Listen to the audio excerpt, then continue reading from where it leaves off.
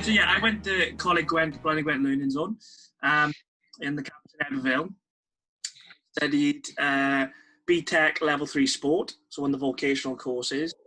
But before that, I also obviously had a great passion for sport before I went on to it. Did my GCSE PE, and around that, did a lot of volunteering at the time. Initially as a sports leader, looking at just coaching many little sports in primary schools, coaching rugby, hockey, football, a little bit of tennis. I wasn't great at it, and a little bit of netball. If Keira knew me then, she'd probably judge me for my and as time went on, just myself, my aspirations, my abilities, etc. And kind of my passion for, not just playing sport, but then leading it as well. That took me into college, into my college course, and around that time, obviously, vocational courses are a lot more practical, and they kind of encourage you to gain more experiences. So that's kind of what I did with the local sports development team, and then with Sport Wales and New Sport Trust. And as time went on, then completed my course, developed a certain set of skills, went on to university to study sports coaching. But I ensured that I carried on those kind of practical learnings. Volunteering my time in the Young Ambassador Programme, and again, like I said, for Sport Wales Youth Sport Trust, and coached a little bit with the Cardiff Met rugby team. I was kind of the back coach for the freshest team at the time. Obviously still playing, and I'm still playing rugby to this day, but then led on to this role, being honest. It kind of happened quite smoothly. I don't know how. I was very, very, very fortunate, but I kind of got my degree, left uni, worked at home for a couple of months with the local sport development team, and then this job with Youth Sport Trust came up. So, like I said, I'm development coordinator of young volunteers in Wales, currently overseeing the Young Ambassador Programme. So I've come from an interesting position where I've been a ambassador myself, but I've now kind of moved to overseeing the programme I was a part of. Yeah, so my name's Keira. I'm from Meath Talbot. I studied in the MPTC group of colleges. My college experience was a little bit different. I did start off studying A-levels from my first year.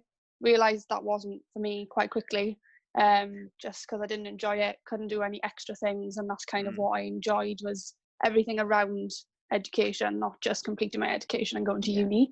So after my first year of A-levels, I decided to transfer to study coaching, development and fitness, BTEC Level 3. So I moved campuses then as well, which was actually like half a mile from my house. So that was really nice when I couldn't drive. But I carried on with my A-level PE. So I had all my AS level results kind of that first year. I was more than kind of capable of moving on to A-levels for my second year, but that just wasn't for me, not what I wanted to do. So I moved up to sport. And then that was probably the best decision I've ever made. Obviously, it's a little bit scary when you're that age, trying to kind of reset your career path and decide what you wanted to do. I knew I wanted to work in sport, but I didn't know kind of where or how or when I would kind of get a role there. But I got involved in the Young Ambassador Programme when I was in college with the sports guys, and they kind of gave us so many extra opportunities and made us such rounded individuals. We had every Friday afternoon was, I think, 500 primary school children would appear, and you kind of put your coaching skills into action. And that was like the best experience for me. We teamed up with the Ospreys to deliver like a Rugby World Cup festival before as well. So I would say it's not just what you learn in the classroom is kind of what made my experience. It was kind of everything else they handed to me along the way. When I was involved with the Young Ambassadors in college, I teamed up with the sport development team, kind of similar to Aled. We had links with our sport development teams kind of where we lived before uni. Helped them deliver some like after school clubs, some young ambassador training for the lower levels like bronze and silver, and yeah, helped on their summer camps and things like that. When I went off to university, I knew I wanted to go and do sport, still not kind of knowing what course I wanted to do, and just went round some open days looking for some inspiration. So I think I went, in my head, university is a place you've got to go a million miles away and not see anyone you know. But when I went to Cardiff Met, that definitely changed my mind. So I wasn't actually planning on going there before I turned up there for my first open day. I applied for sport performance analysis and had my offer and stuff. And when I went there, I absolutely loved it. And I knew kind of as soon as I'd stepped on the campus, this is where I wanted to be. And that was probably another really good decision I made. So I managed to continue my young ambassador journey. So I was part of the higher education young ambassadors with ALID. And we managed to kind of continue that journey for people that have left further education. And I think that was a really good opportunity for me as well. Whilst I was in university, I was really interested in kind of like student voice and representation, making sure that everyone's university experience was the best it could be. I think because I had such a good college experience, that's kind of where it came from. And then I became a school rep, which is linked in with the SU for my school. So kind of like the spokesperson and the figurehead for student voice there. And that's where my kind of passion sparked to running the elections for the student union. And I'm now into my second year as vice president. So I had to run again. So it was a little bit nerve-wracking, kind of like going for my job for another year. But yeah, I won both years and hoping to kind of continue kind of the projects I started and the work I've done. When I was actually studying sport performance analysis, I absolutely loved it. Like every single day was like the best time of my life. And I managed to get a placement with Welsh Netball. So I'm the under-17s analyst for them. Still continued it to this day. So first of all, it was just getting those placement hours, and now I really enjoy it. So I'm going to stay with them and made relationships with management and things like that. Like Alid, I still play my sport as well. So I still play netball. I coach one of the Bucks teams in university as well. I managed to be kind of a player coach this year. And then I play for a local club outside. So you definitely don't have to give up playing to do any of that, but it definitely makes you a better all-rounder if you kind of branch out a little bit. The question we've got is there any volunteering activities you could suggest I do? A lot of employers ask for experience, and have you both done much volunteering? So do you want to start, Alid?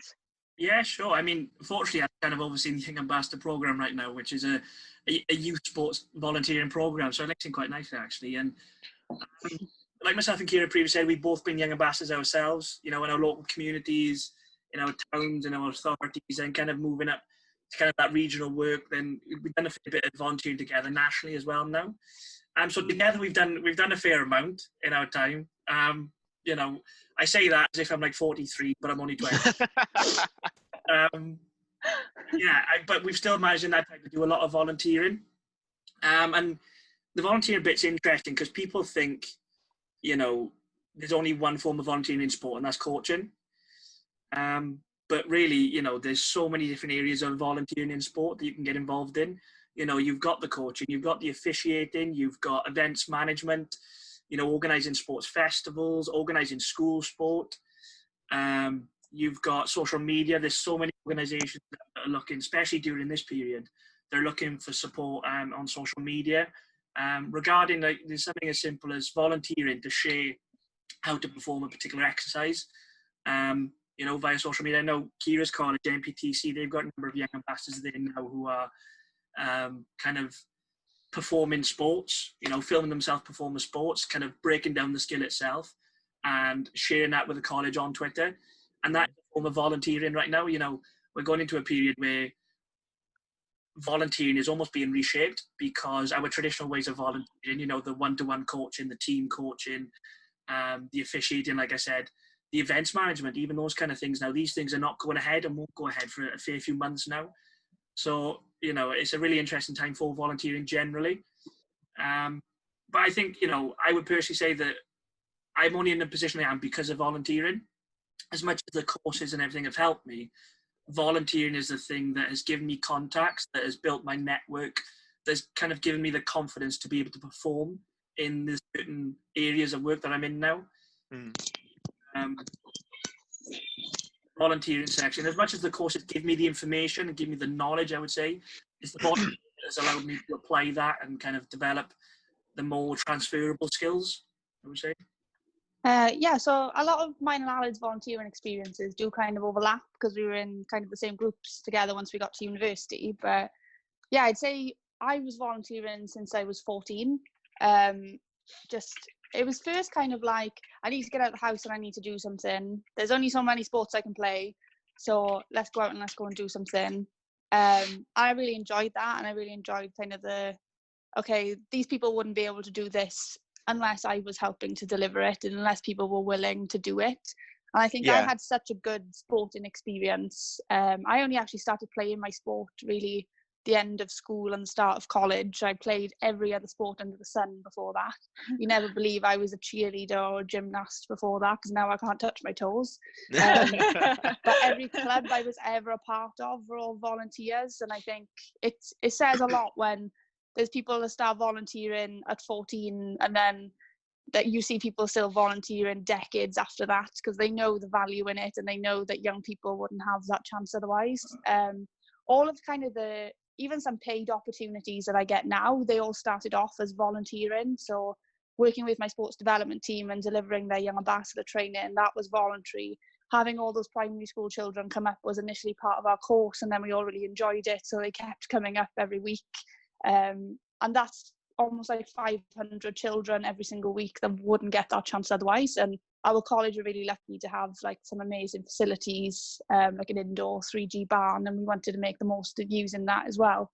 I definitely, as much as you can say, oh, I did this volunteering, I volunteered in this, and some events are quite kind of high profile and really kind of good to say that you've been there and you've done it, but you don't realise what it does for you as a person before you do it, and kind of coming out the other side, you realise, okay, I couldn't speak in front of 10 people in school, and every time I say that to Aled, he always thinks I'm lying. But like, I couldn't, my worst nightmare was to speak in front of people, and I just wanted to be kind of like invisible when I was in school, and now I don't think you can stop me talking. So like, especially my job now is like speaking in front of people. I spoke in front of like 3,000 people on an open day this year, and it's just different experiences and learning how to mold yourself as well as kind of stuff that you're doing as well. When you're trying to select the right volunteering opportunity for yourself, it's really interesting, because to me, the right opportunity comes about when it feels natural, you know, when it doesn't feel forced, you know, when it feels like someone who you've got a good relationship is either asking to get involved in it, or you feel like you've got a connection to that opportunity because it's something you're really interested in. And like Keira said, it's something that you don't really analyse how you're developing, you just are developing. And obviously further down the line, then you get to see kind of how you develop. But, you know, when you're trying to find those first couple of opportunities, it's trying to make them as natural as possible and something that you're really interested in, even if they're not in, you know, the field that you're trying to get employed in. Because that's the thing with volunteering. Volunteering, you have so many transferable skills. You know, the actual overall area that you're volunteering in, to a certain extent, doesn't necessarily matter. You know, I volunteered in so many different areas that, like, I volunteered for the local food bank. You know, fortunately my mother was working there, but, you know, it's got nothing to do with sport. But the skills I developed, such as the relationship building, you know, that the communication skills, they've all helped in the world of sport. I would kind of say just like take any opportunity you get just to do anything, because you won't believe how much is developing you until you kind of set back. And I think what we kind of do in the ambassador program is try and focus on reflection, because young people definitely don't do that enough and realize kind of what they've done and the actions they've taken to do things. And I remember when I was in the steering group, and we had someone from Cardiff Young Ambassador. He was really shy and really quiet, and then by the time we came to the conference, he was doing opening speech. So like, it's little things like that you don't understand. I think Aled knows what I'm talking about because he's grinning. But you don't realise how little things make a difference. And my volunteering experience started in something non-sport related, and that kind of lit the spark. And I think you don't have to go straight in volunteering for a national governing body in a coaching role. It's more find what you enjoy, and it might be something completely non-sport related, but if you're talking about employers, it doesn't matter where you have that volunteering experience, it's valuable wherever you go. So it's about making that volunteering experience valid to what you were looking for in a job, you know. So like about those transfers, because if you can explain how your volunteering experiences have kind of helped you develop the suitable skills for that role you're applying for, then that's what the employers are looking for ultimately. An aspect of my college course that probably influenced me was there was a very mini analysis module, but it wasn't quite what I wanted out of that module. It was very small, and it was just an aspect in my second year of my course. And we were looking more at like movements in the gym and kind of just looking at how the body moves and how you can coach them to move differently and things. And then when I went to university, it was all about the numbers and actual data rather than going, oh, you don't bend your knees enough. I can now say, well, you bend your knees at this angle, you need to be bending them at this angle. So you kind of get it more like data for, I guess, university. But I definitely say I wanted another challenge and I went out looking for it, and I definitely had it. And I think it was one of the best decisions I made, really. One thing that Keira said about kind of that career aspiration bit, obviously, from the ages of, from the ages of 16 to where we are now, 23, you may not know what career path you want. That's completely reasonable because, you're still young, you're learning about yourself at that same time. But what I would say is find something that you're potentially interested in and commit to it for a short period of time, because that little bit of commitment can really help you understand that what you actually want to do, by throwing yourself, I don't want to say throwing yourself at the deep end, but almost is that. It can really help you learn a lot about yourself within that period. So, even though it may not be the career path you follow, you'll still learn more about who you are and kind of what you want to do. So what I would say is, even though you may have a couple of things up in your head like I did, I would really suggest kind of committing yourself to something initially that'll then potentially open doors to other areas, or just, like I said, help you understand what it is you actually want to do. Do you have any advice for someone coming to the end of their course? Like what to do next? I think decide what you want to do. Like, a lot of people will tell you what they think is best for you and what you should be doing because they did it decades ago, and obviously it's the same now. But yeah, I feel that. yeah, you can tell I felt that as well. So yeah, I think make your own decision, and it's okay if you want to go to university, attend some open days. Don't just go in blind. Make sure you go and you have a look at what they're like. I said earlier I wanted to go literally like North England just to get away from everything, because that's what I thought university had to be like. And then I ended up going to Cardiff, which is 40 miles away. So it's, you have to go and you have to experience what it's like. If you are planning on university, like, make sure you're doing your research basically, and make sure you're going in and you're speaking to people. If you know students that used to go to that university, speak to those. If you don't think you want to go to university, that's also fine. I think not everyone wants to go, and out of my cohort when we went, it was a very small percentage that went, and other people are still just as successful going straight into full-time jobs, or they did a part-time job for a while just trying to decide what they wanted to do.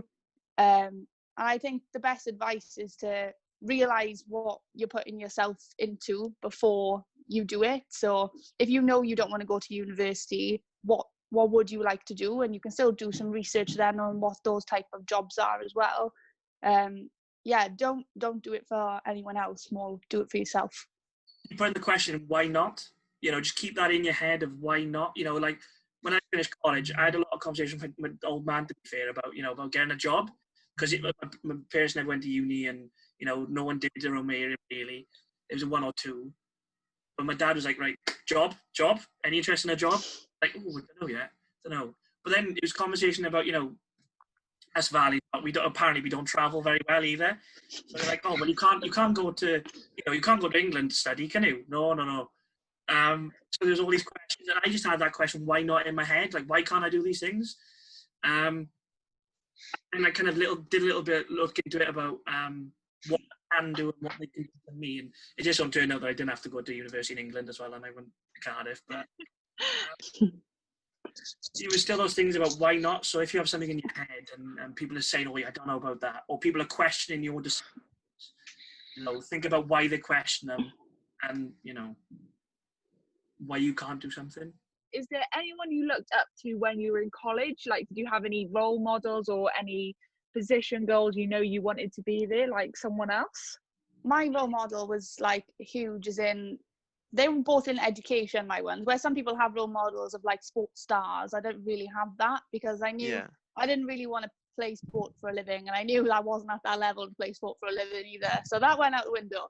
But it was very much like when I was saying I didn't really like public speaking or being in front of people, I didn't really start coaching until I was in college doing my course. And college coach, my netball coach, she was probably like the spark, I would say, that she pushed me out my comfort zone, and at that time I didn't really appreciate it, but she much kind of helped me on my stepping stones to what I'm doing now. She shared this story so many times, so she's watching this as well, she's going to be like, oh, again. But yeah, she saw me wanting to coach and not really having the confidence to do it, and she used to coach the county squad after college on a Thursday, Friday, I think, and you're going to come with me this week. And she just roped me in, as in, you're just going to sit on the side, you're going to see how I do things. And then she ended up putting me in front of the group and being like, go, pardon? Like, what's going on? And it was very much, I'm going to push her out of her comfort zone, I'm going to see how she goes. And it was fine. And I probably surprised myself in, I've done so many netball drills in my life. This is probably what I need to do with them. And yeah, I went every week after that. I started coaching my own junior club, and that's where I went. And then when I went to university, a role model was my supervisor, Keira Davies. She's the analyst for the senior squad in Welsh netball, so it's kind of like the level above me. And she gave me so much advice and so much kind of confidence in that, and telling me I could kind of do and make this how I did it to be, because I obviously never had an analyst before. But she was great, and she was always giving me advice on what she did, and kind of some of her kind of horror stories of stuff she's done before, on a battery for her camera, and I've done that as well, and forgot to wipe the memory card clean, so you only got 15 minutes of footage of an hour's game and things like that. And it's just things like that you want to relate to someone with. And I think, yeah, they were definitely my two role models, and probably the people that kept giving me a push when I didn't think I needed it. Like, again, I kind of realised from an early age that I was never going to make it as a professional athlete, you know. So I never looked at that kind of aspect as inspired. And obviously, you know, you've got those things you see on YouTube of, you know, people like Marcus Rashford are always those like kind of little bits of inspiration for doing the work he's doing, free school meals. There's a guy in the NBA with the name of Vincent. If anyone sees him, he's a great interviewer. But his story is amazing. And there's always things like that that kind of give you that little bit of inspiration. But for me, it was people like the local people in my local sports development team. One, because they just gave me, like you said, those original opportunities. But two, they were really nice people and respected a lot in the community. And I kind of saw that. And they, like I said, they were just nice people, and they were there for you. And I think when someone's there for you to give you that support and attention, that kind of inspires you a little bit, and it kind of makes you want to be like them. And then as they give me those more opportunities and I develop myself, I'm also, even though I'm never going to make it as a professional athlete, I'm still incredibly competitive. You know, that sporting bit in me is making me incredibly competitive. So it got to a point where I was looking at these people and I inspired them by what they do, but I've also got the skills to a point where I'm now thinking, I can do that better than them. I'm watching coaches now, especially in rugby. I'm watching coaches do things, or I'm watching people in sport do things, and I'm thinking, how would I have done that differently? Did they do that right? And I'm thinking, I could have done that better in my head. And it's like, it's those little things that go through my head all the time. And even though I am like that, it's still inspired by those people, by the ways they're acting and the work they're doing. I'm still going, I could do that better. And it's those weird little things that just drive you on as well. There's a lot of avenues. Like I said, a lot of the questions were around volunteering. I know myself and Keira are more than happy, you know, to provide kind of any support if needed. But if people are looking to the sports volunteering, I would suggest looking into your local sport development team as the first point of contact, as that local person. And they're the kind of bank of information, if anything. Will be able to guide you in the right direction for those first initial opportunities. Yeah. Any closing words from you, Keira? Yeah, I think the main thing that's kind of been brought across with us is do what you enjoy, and don't let anyone tell you that you can't do something, because that's my biggest fire, is when someone tells me I'm not going to be good at something, or I'm not going to be able to do what I want. It's, I'm going to show you and I'm going to prove you wrong, and I think that's the most satisfying thing. So yeah, just make sure what you're doing with your education is what you want to be doing, otherwise you won't put 100% effort into it.